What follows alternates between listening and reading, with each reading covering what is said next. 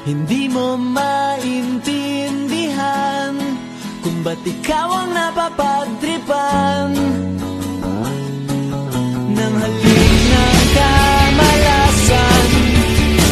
Ginapang mong marahan ng hagdanan para lamang makidlatan